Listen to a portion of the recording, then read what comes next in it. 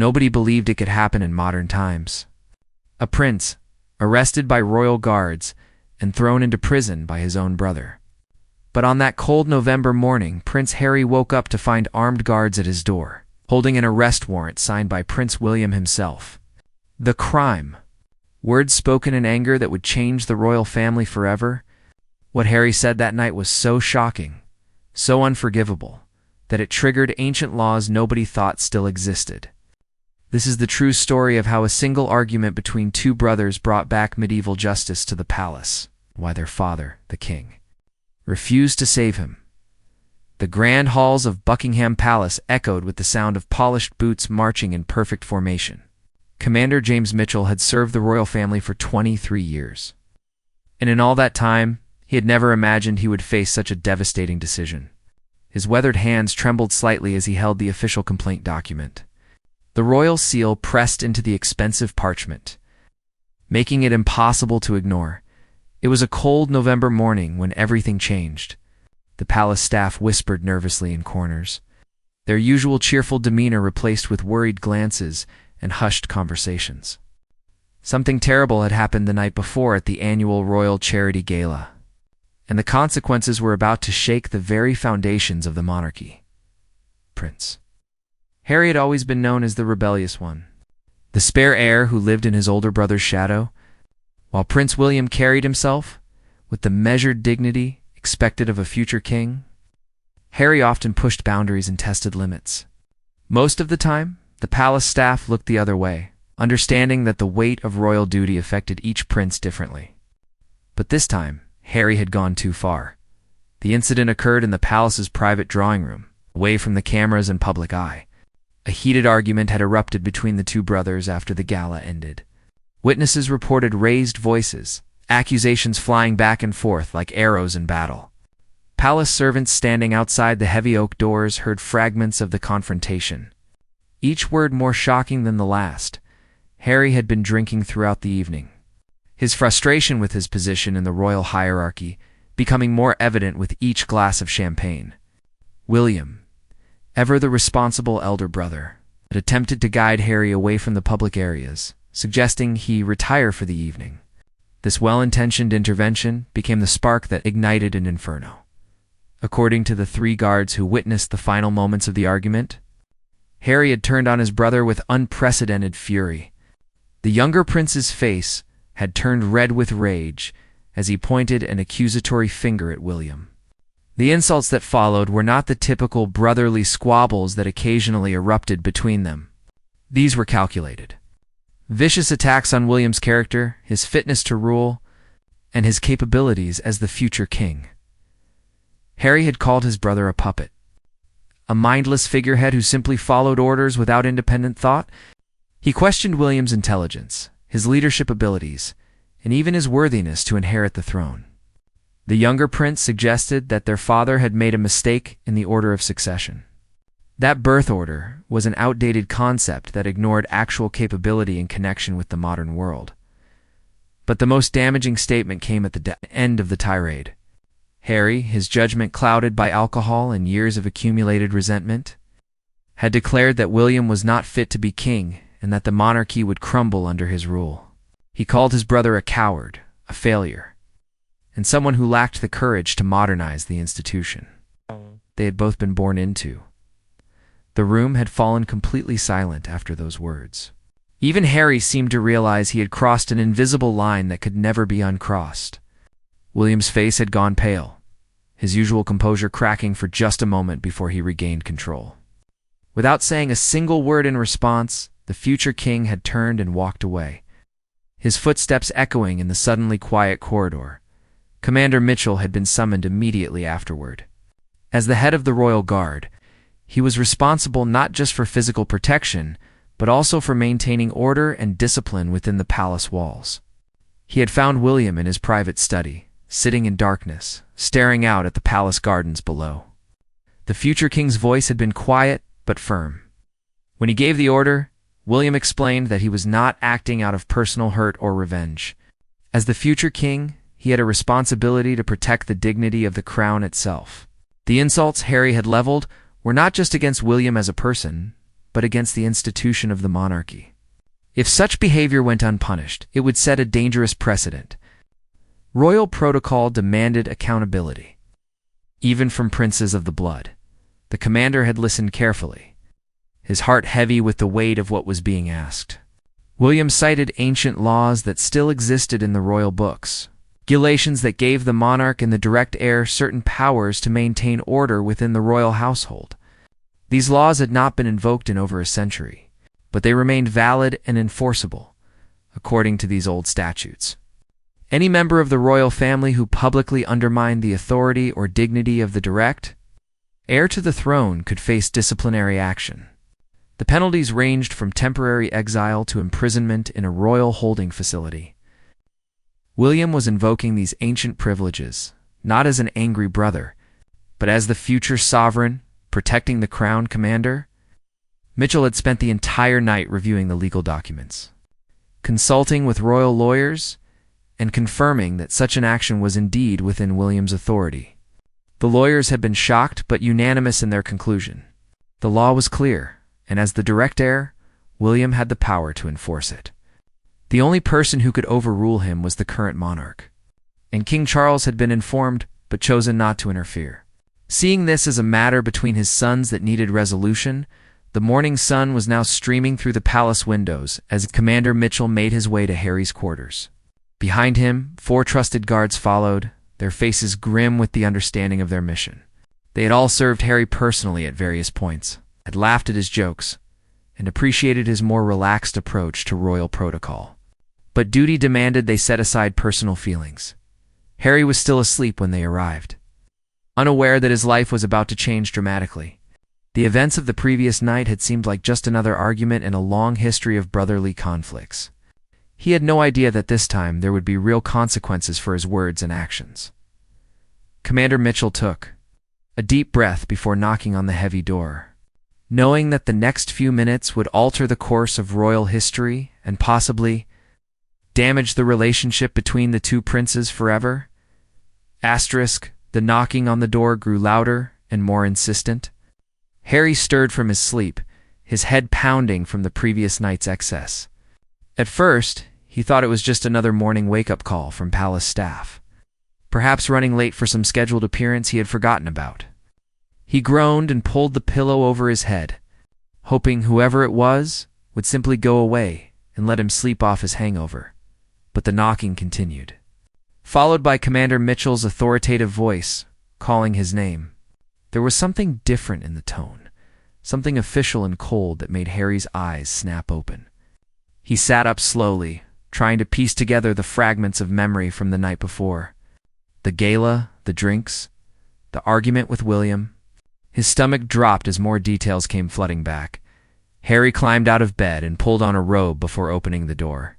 He expected to see perhaps one guard, maybe with a message from his father requesting a meeting to discuss the previous night's behavior. What he found instead made his blood run cold. Commander Mitchell stood at attention, his face an unreadable mask, flanked by 4 royal guards in full ceremonial uniform. This was not a casual morning visit. The commander's voice was formal and carefully controlled as he began to speak. He addressed Harry by his full royal title, which was already a bad sign. In private moments, the palace staff usually used more familiar terms with the younger prince, appreciating his preference for informality. But this morning, every word was measured and official. As if being recorded for historical records, Commander Mitchell informed Harry that he was being placed under arrest by order of Prince William, acting under his authority as the direct heir to the throne. The words seemed impossible, like something from a medieval drama rather than modern reality. Harry actually laughed at first, assuming this was some kind of elaborate joke or perhaps a nightmare. He hadn't quite woken up from yet, but the commander's expression never changed. He produced the official document, the one bearing William's signature and the royal seal. Harry's hand shook as he took it, his eyes scanning the formal language that outlined the charges against him. Gross misconduct unbecoming of a royal family member. Public undermining of the crown's authority and dignity. Deliberate insults against the character and fitness of the direct heir to the throne. The document went on to explain the legal basis for the arrest, citing laws that Harry had never even heard of despite his royal education.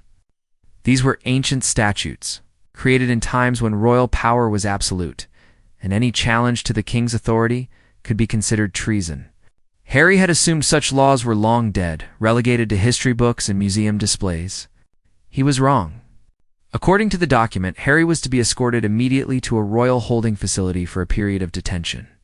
The length of his imprisonment would be determined after a formal hearing before a royal council.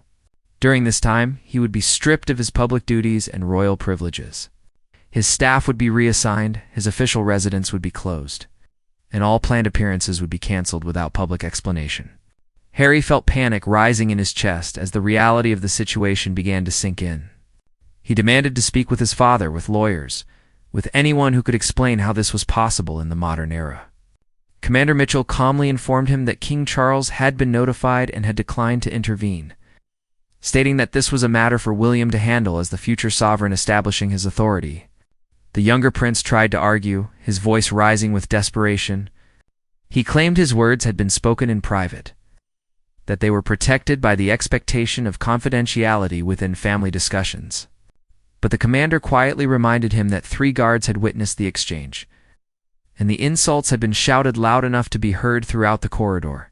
It was no longer a private family matter, but an official incident requiring official consequences. Harry asked to at least dress properly and gather some personal belongings. Commander Mitchell agreed, but insisted the guards remain in the room during the process.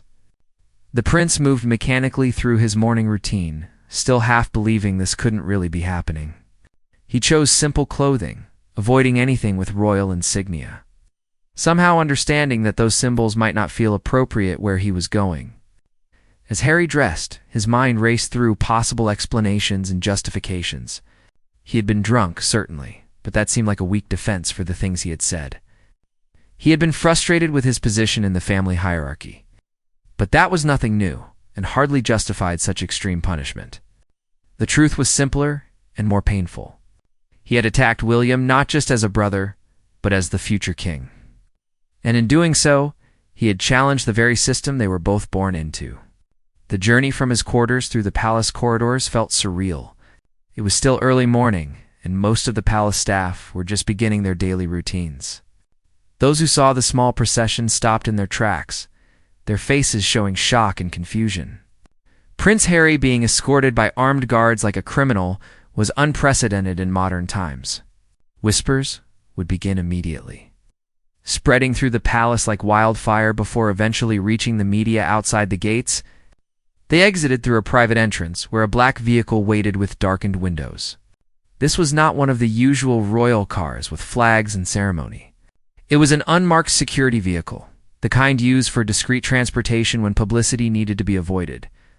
Harry was guided into the back seat, a guard on either side, while Commander Mitchell took the front passenger position.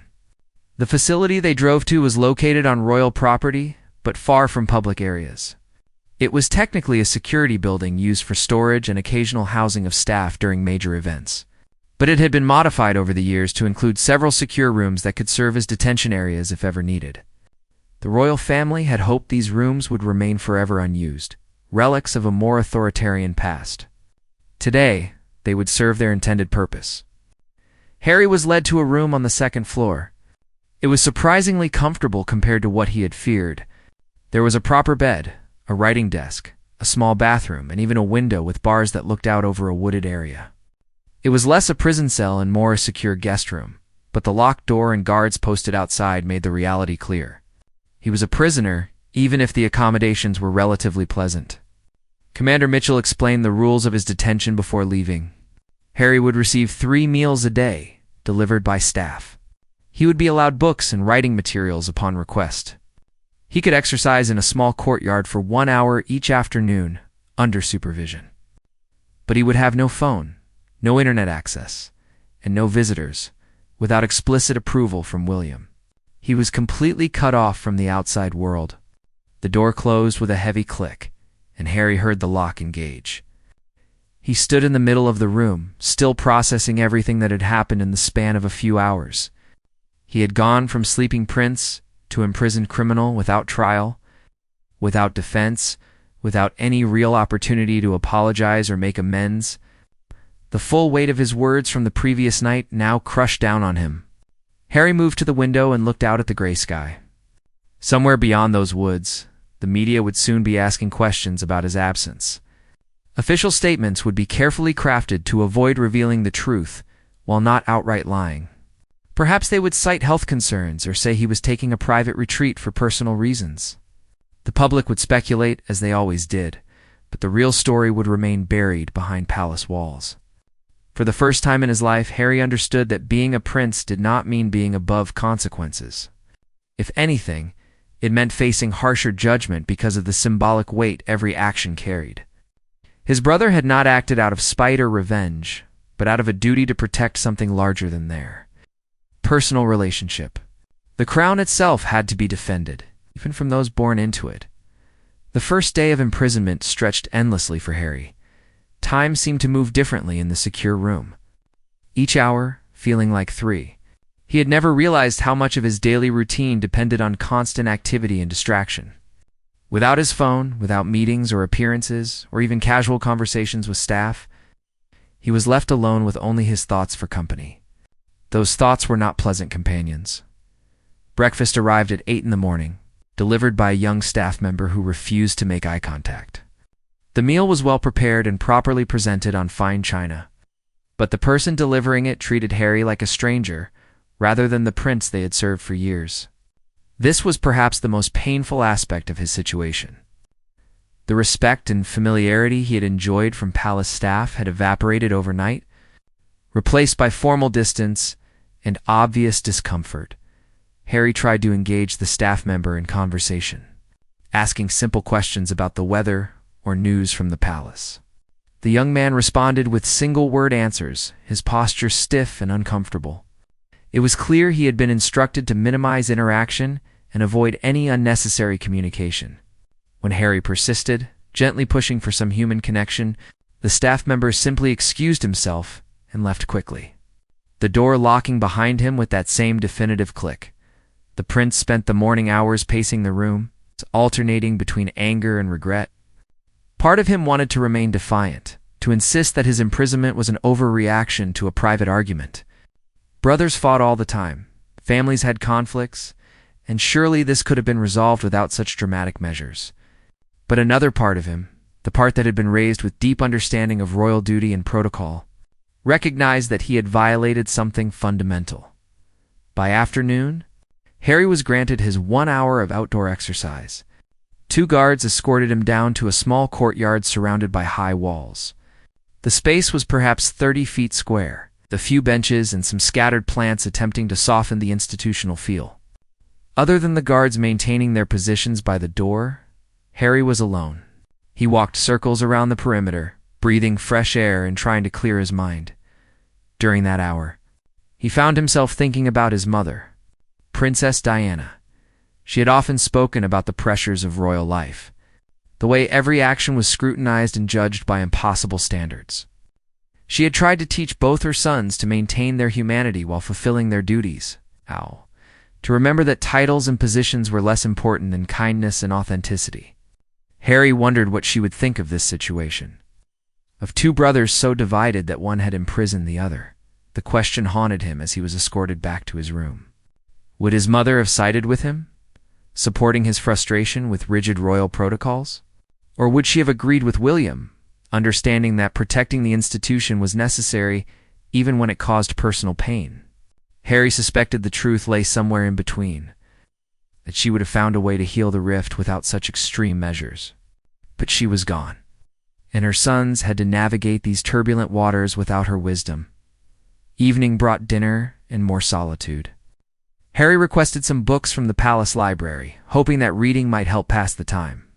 An hour later, a stack of volumes arrived, carefully selected by someone who apparently knew his tastes. Historical biographies, adventure novels, and surprisingly, several books about conflict resolution and family dynamics. He wondered if that last category was meant as a subtle message or a genuine attempt to help. As darkness fell outside his barred window, Harry attempted to sleep, but found it impossible. His mind kept replaying the argument with William, examining each word he had spoken with the harsh clarity of hindsight. In the heat of that moment, fueled by alcohol and frustration, his words had felt powerful and justified. Now, in the cold solitude of consequence, they seemed petty and destructive. The second day brought a visit that Harry had both hoped for and dreaded. Commander Mitchell arrived in late morning with news that King Charles would be meeting with him that afternoon. The king had initially decided to let his sons work through this matter themselves, but the unprecedented nature of the imprisonment had prompted him to intervene, at least to the extent of hearing Harry's perspective directly. Harry spent the hours before the meeting rehearsing what he would say. He needed to convince his father that this punishment was too extreme, that family matters should be handled through conversation rather than detention. At the same time, he needed to show genuine remorse for his words, to demonstrate that he understood the severity of what he had done. It was a delicate balance, and Harry wasn't confident he could achieve it. King Charles arrived at 2 p.m, accompanied only by his private secretary. The king's face showed the strain of recent days, the weight of mediating between his two sons, clearly taking a toll. He sat across from Harry at the small desk, his posture formal, but his eyes showing fatherly concern beneath the royal reserve. The conversation began stiffly, with Charles asking Harry to explain his version of events. The younger prince walked through the evening, trying to be honest about his drinking, his frustration, and the escalation of the argument. He admitted that his words had been cruel and excessive, but tried to emphasize that they came from a place of feeling undervalued and overlooked within the family structure. King Charles listened without interruption, his expression thoughtful. When Harry finished, the king remained silent for several long moments, seeming to gather his thoughts carefully. When he finally spoke, his words were measured but carried undeniable weight. He explained that he understood Harry's frustrations about his position within the family. That being the spare rather than the heir created unique challenges and pressures. However, Charles continued, understanding those pressures did not excuse attacking William's character and fitness to rule. As king, and before that as heir, Charles himself had faced countless criticisms and doubts about his capabilities. But there were proper channels for expressing concerns within the family. Private conversations where honest opinions could be shared without causing lasting damage. Harry had chosen instead to launch a public attack, witnessed by staff that questioned the very legitimacy of the succession. Harry tried to argue that the argument had occurred in a private room, that he had not intended for guards to overhear. Charles shook his head sadly, reminding his son that nothing was truly private in Palace's life. Every word spoken within these walls could potentially become public knowledge. Discretion and careful control were not optional luxuries, but essential requirements for anyone carrying royal titles and responsibilities. The king then revealed something that shocked Harry. This was not the first time he had questioned William's fitness to rule.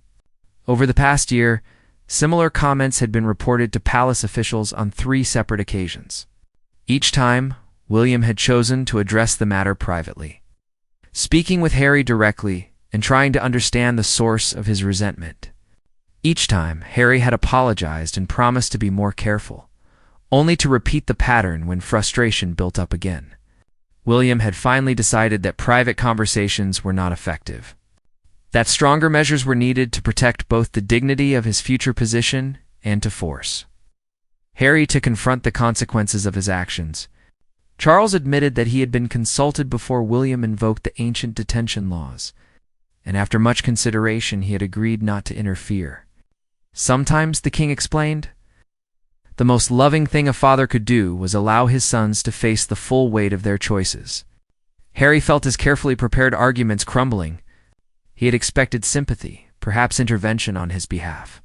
Instead, his father was confirming that this imprisonment had been a collective decision, made with his knowledge and tacit approval. The isolation he felt deepened, understanding that his entire family had agreed he needed this harsh lesson.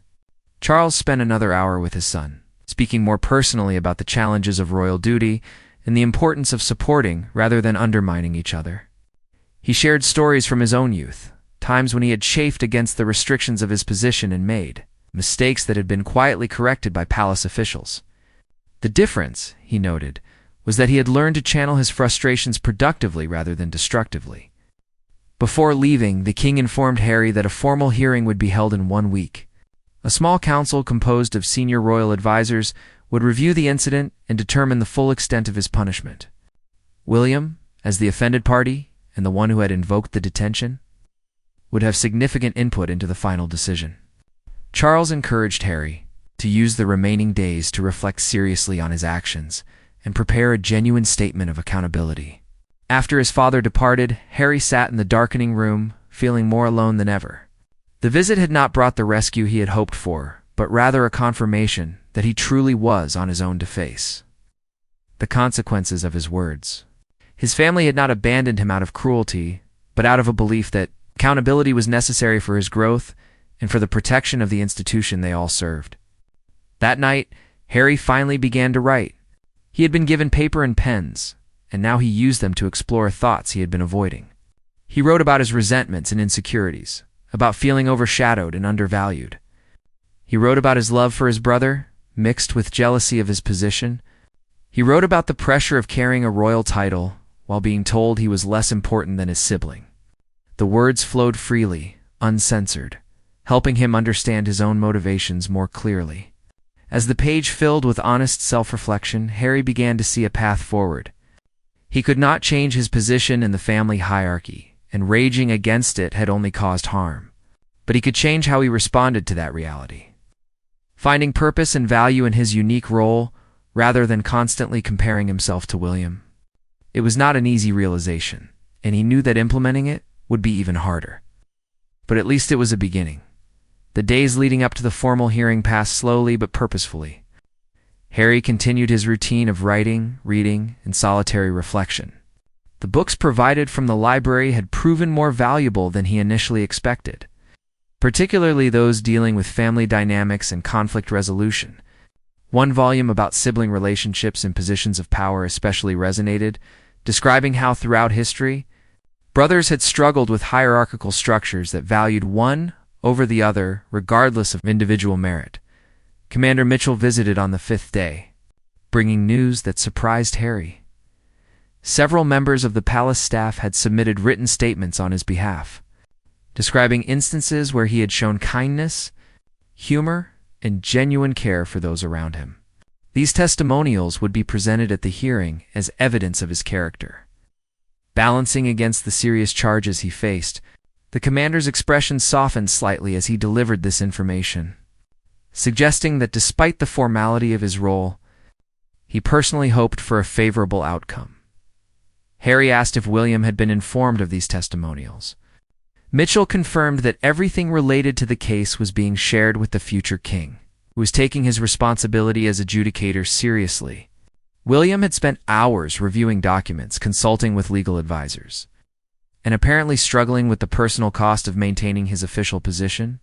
The commander's tone suggested deep respect for how William was handling an impossible situation. Torn between brotherly love and duty to the crown, on the 6th day, Harry was allowed a visit from his private secretary, who brought practical matters to discuss. Public interest in his absence had grown intense, with media outlets speculating wildly about everything from secret missions to health crises. The official palace statement remained vague, citing only that Prince Harry was taking time for private reflection and family matters. His secretary advised him that whatever the hearing's outcome, there would be significant public relations challenges to manage. When he eventually re-emerged, the morning of the hearing arrived with gray skies and light rain. Whether that matched Harry's anxious mood, he dressed carefully in a formal suit, understanding that his appearance would be noted and interpreted. Commander Mitchell arrived at 9 to escort him to the palace's private council chamber, a room Harry had never actually entered despite living his entire life surrounded by these walls. The chamber was used only for serious family matters requiring formal deliberation. The room was smaller than Harry had imagined, paneled in dark wood with portraits of previous monarchs looking down from the walls. A long table dominated the space, with 5 chairs arranged. On one side for the council members and a single chair facing them for Harry, the setup felt intimidating. Designed to emphasize the solemnity of the proceedings and the weight of judgment being rendered, the council members entered together, their faces professionally neutral. Harry recognized each of them. Lord Ashworth, the senior royal advisor who had served the family for 30 years. Lady Catherine Morris, an expert in constitutional law and royal protocol. Sir Edmund Price, a retired judge with extensive experience in family law. Dame Victoria Hughes, who had advised on numerous sensitive royal matters throughout her career. And finally, seated in the center position of authority, Prince William himself. Harry's breath caught when his eyes met William's. His brother's face showed the strain of recent days, shadows under his eyes suggesting sleepless nights. But his expression remained carefully controlled, betraying neither anger nor sympathy. This was William in his official capacity as future sovereign, setting aside personal feelings to perform a duty he clearly wished he could avoid. Lord Ashworth began the proceedings by reading the formal charges. The language was archaic and ceremonial, citing laws that referenced obligations to crown and kingdom. When the charges had been fully articulated, Harry was asked if he understood them and how he wished to respond. His voice was steady as he confirmed his understanding and indicated his readiness to address the council. Harry had prepared a statement during his days of detention, writing and rewriting until he felt he had captured both accountability and authenticity. He stood to deliver it, his hands gripping the back of his chair for support. He began by acknowledging fully and without qualification that his words had been wrong, that attacking William's character and fitness to rule had been unjustifiable regardless of his emotional state or level of intoxication. He spoke about the deeper patterns behind that night's explosion, committing to years of accumulated resentment about his position within the family. Harry explained that feeling less valued had created bitterness, which he had failed to address through proper channels. Instead of honest conversations with his brother about his struggles, he had let frustration fester until it erupted in destructive ways. This failure of communication was his responsibility to own and correct. The prince then addressed the impact of his words specifically on William. He acknowledged that questioning someone's fitness to rule was not merely a personal insult, but an attack on their life's purpose and preparation. William had spent decades training for his future role, making sacrifices and accepting restrictions that Harry himself had often avoided. To dismiss that dedication and commitment had been deeply disrespectful of his brother's service to their family and nation. Harry concluded his statement by discussing what he had learned during his detention. The isolation had forced him to confront uncomfortable truths about himself, particularly his tendency to lash out when feeling undervalued rather than finding constructive ways to contribute. He expressed genuine remorse, not just for the specific words spoken, but for the pattern of behavior those words represented. If given the opportunity to continue serving in his royal capacity, he committed 2 significant changes in how he handled frustration and communicated within the family. The council members listened intently, occasionally making notes, but offering no visible reactions. When Harry finished and sat down, William spoke for the first time. His voice carried formal authority, but also an undercurrent of emotion he could not entirely suppress. He thanked Harry for his statement and acknowledged the difficulty of such public self-examination. Then he asked a single direct question that cut to the heart of the matter. William wanted to know if Harry truly believed the changes he promised were possible, or if this was simply what he thought the council wanted to hear. The future king noted that similar apologies and promises had been made before, only for the pattern to repeat. What would be different this time that would actually produce lasting transformation rather than temporary improvement followed by regression? The question hung in the air, and Harry took his time formulating a response. He admitted honestly that he could not guarantee perfection, that old patterns were difficult to break and he might stumble along the way. However, what was different this time was the full realization of consequences, not just for himself, but for the family and institution he claimed to care about. The detention had shown him that actions truly had costs, that royal privilege did not mean immunity from accountability. Moreover, Harry continued, he now understood that William's decision to invoke these ancient laws had not been about punishment, but about protection. His brother had been protecting the monarchy, certainly, but also protecting Harry from himself. Without serious intervention, the pattern would have continued escalating until it caused irreparable damage to family relationships and public standing. This harsh measure was actually an act of love, forcing confrontation with issues that gentle approaches had failed to address. The council members conferred quietly among themselves for several minutes, while Harry sat in tense silence. Finally, Lord Ashworth spoke, outlining the council's initial impressions and questions. They found Harry's statement thoughtful and apparently sincere, but shared William's concern about whether words would translate into actual behavioral change. They proposed asking several questions to better assess his understanding and commitment. For the next hour, Harry fielded questions from each council member. They probed his understanding of royal duty, asked how he planned to find fulfillment in his role without constant comparison to William, and explored his ideas for contributing meaningfully to the monarchy's work. Some questions were pointed, challenging his past actions and statements. Others were more supportive, seeming designed to help him articulate positive visions for his future, rather than dwelling only on past failures. Throughout this questioning, William remained mostly silent, watching his brother with an unreadable expression. Only near the end did he speak again, asking Harry what he would say to the palace staff who had witnessed the argument, and felt uncomfortable about what they had heard. This question revealed William's concern not just for institutional dignity, but for the real people affected by family conflicts played out in their workplace. Harry addressed this directly, expressing regret that staff members had been put in such an awkward position. He acknowledged that his behavior had been unprofessional and had violated the trust that palace employees placed in the royal family to maintain appropriate boundaries and respect. If given the opportunity, he would personally apologize to those who had witnessed the incident and work to rebuild their confidence in his judgment and character.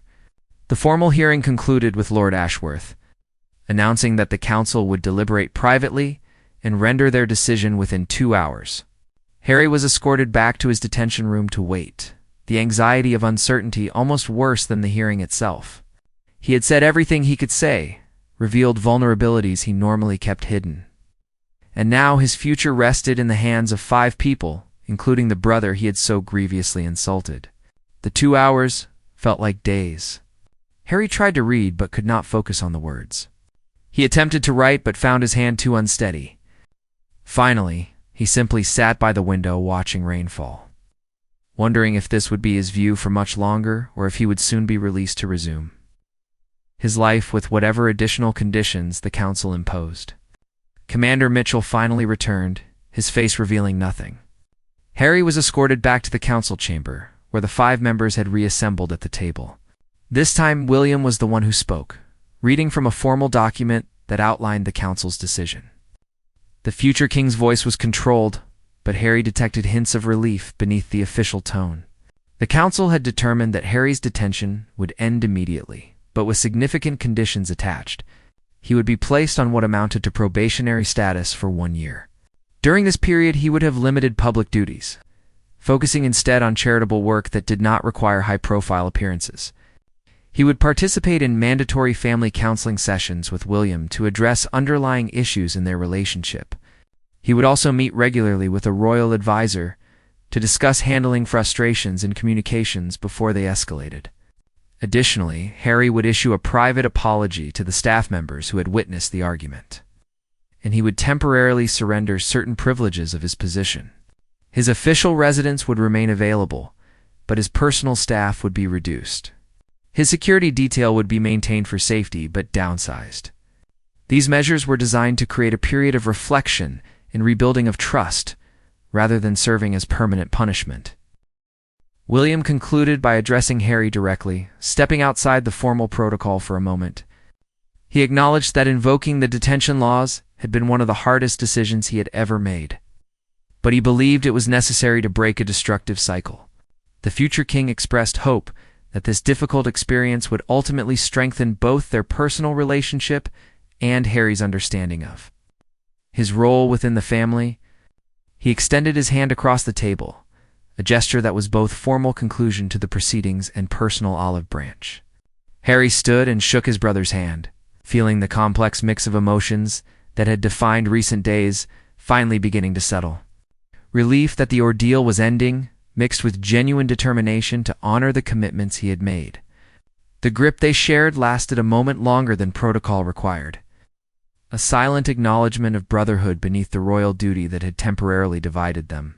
As Harry left the council chamber a free man, Commander Mitchell walked beside him through the palace corridors.